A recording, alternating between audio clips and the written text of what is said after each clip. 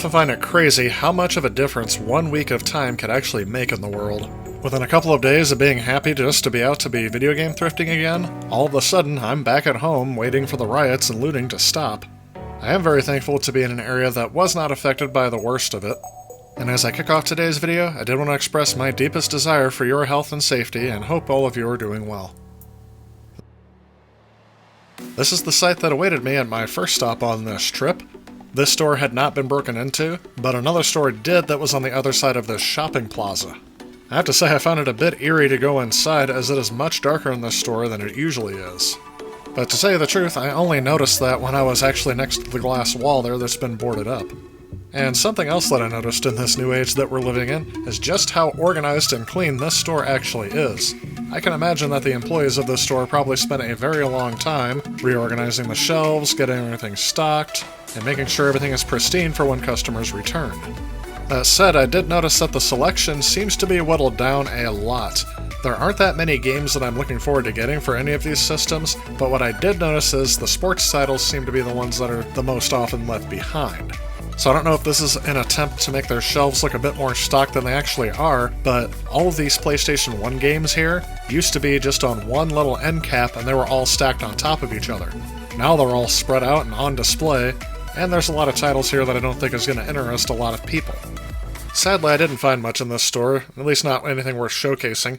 I did find a few of the sports titles I was looking for the PSP, but nothing too interesting to show in this video. For me personally, half of the fun was just being out of the house. Take me home, country roads, to the place I belong. Retro game stores, Mountain Mama, old country roads, take me home. So here are the titles I ended up getting. Again, nothing too spectacular. I guess Tony Hawk's Underground 2 Remix was a decent find. And the Simpsons game. Believe it or not, this is the first copy I actually own of this game. I remember renting that game for PS3 back in the day when I had Gamefly. And again, we have a few maybe unimpressive sports titles, followed by G.I. Joe, The Rise of Cobra, and an unexpected find for me, Call of Duty, Roads to Victory. And here are all the games that I got in this purchase. Again, nothing spectacular, but all of these titles are again much cheaper buying them at this store than they are buying them online. And part of the reason why I bought so many sports titles is this store has an ongoing special where you buy so many and get so many free. Next, I'm continuing a trip I planned to do back in March, but due to all the madness that was happening back then, and no, I'm not talking about basketball, I'm just now getting back to these video rental stores as they are finally reopened. My purpose in these stores is still trying to complete my Wii U collection. I'm getting pretty close, but I only have about 80% of the titles, and I'm still missing a few. Checking out the back of the game room, I can see that they still have Wii U games here, and they are thankfully all for sale.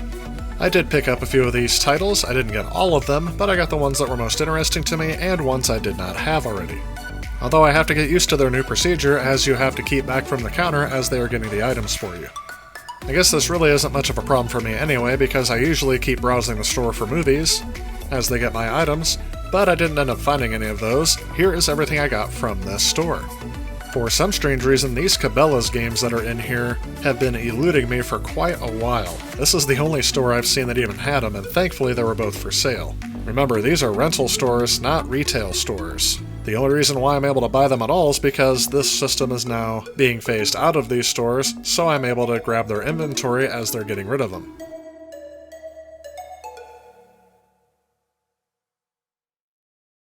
In the next store, you may notice something interesting. This is actually across the river into a different state. I'm actually in Iowa, where the lockdown restrictions are a lot more lenient than they are in Illinois. And as a result, I was able to get more video footage of this store. One thing I still find crazy is just how many of these stores still have PlayStation 3 and Xbox 360 titles, as well as the original Wii. I mean, I would have guessed that these systems went way out of fashion well before now, and yet these stores still seem to have plenty of stock. The only system that I think still has some relevance is the Xbox 360, and that's because you can find titles on the 360 that also work on the Xbox One. And that's usually what I'm looking for when I go through these titles. For example, this one here is the only one I found that I didn't already have, and that's Plants vs. Zombies.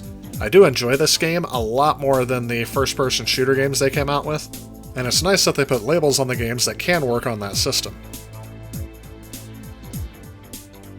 But anyway, moving past the Switch titles, we can see their limited Wii U selection.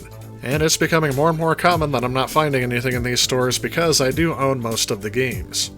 So I'm going to have to move on to another store. And directly in front they have their 3DS selection, which is interesting because this system I also believe it's on its way out. And by the way, I did get a 3DS system over Christmas, I just haven't had a chance to show it on this channel. So far I've played games such as New Super Mario Bros. 2, Super Mario 3D Land, but the one I've been playing the most often right now has been Kirby Planet Robobot. And I have been having a blast with that system. I'm playing it a lot more than I thought I would since I can't capture footage from it, so I doubt it's something I'll showcase often on this channel, but it's something that I have been collecting. That said, again, I can't tell you the joy it is to be able to walk down aisles filled row to row with video games for sale. It's just something that I have missed terribly, and it gives me a glimpse into the future that I'm not looking forward to, as I do believe that these brick-and-mortar retail stores are on the way out. Especially now considering that the PS5 will have an all-digital edition. After last generation, they were very adamant that they would keep continuing to support physical media. That also means that there's a limited number of times left that I'll be able to do something like this, so I'm making the most of it while I can. Anyway, at the end of my journey here, I was able to find their Wii U selection here, and it's not a great selection either, but I did grab a couple of these titles.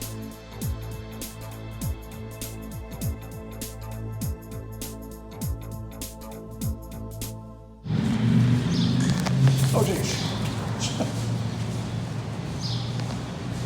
I had never seen an entirely black squirrel before, and this guy came right at me. That is just something I was not expecting. But anyway, that's on my way to the next store, which is actually a retro and modern game store. Alright, so this is what I'm used to seeing. One thing I like about the layout of this store is that if the game is not worth very much, they just keep it out. But if the game has some value, they keep it behind the glass case. And here's something I don't see too often anymore. These are Atari 2600 games complete in the box. For the most part, I already have all the games that I want for the 2600, and my collecting for that has gone way down, especially when they started charging more than $1 per game. Next, they have an off-brand data cassette recorder for the Commodore VIC-20.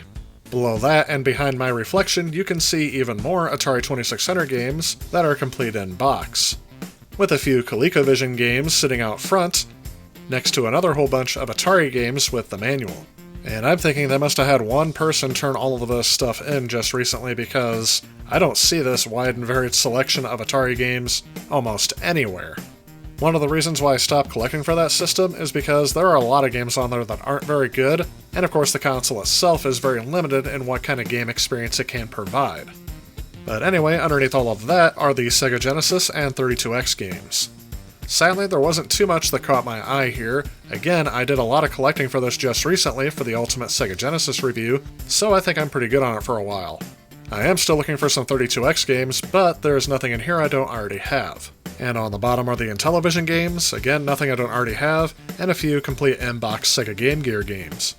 Completely separate from that, they have a whole bunch of loose sports titles for the Super Nintendo sitting out here. They also have a whole bunch of the same for the Nintendo Entertainment System, but they also did the same for Atari, N64, Game Boy Color, I mean a whole bunch of them over here. And this makes me a little bit more nostalgic for video game stores that I used to go to when I was younger, before everything had to be kept behind a glass case. I did check out their Wii U titles, but again, nothing here I don't already have, but the selection is much better than it was in the video rental stores. I also looked at their Dreamcast selection. I didn't have Quake 3 Arena, so I went ahead and grabbed that one.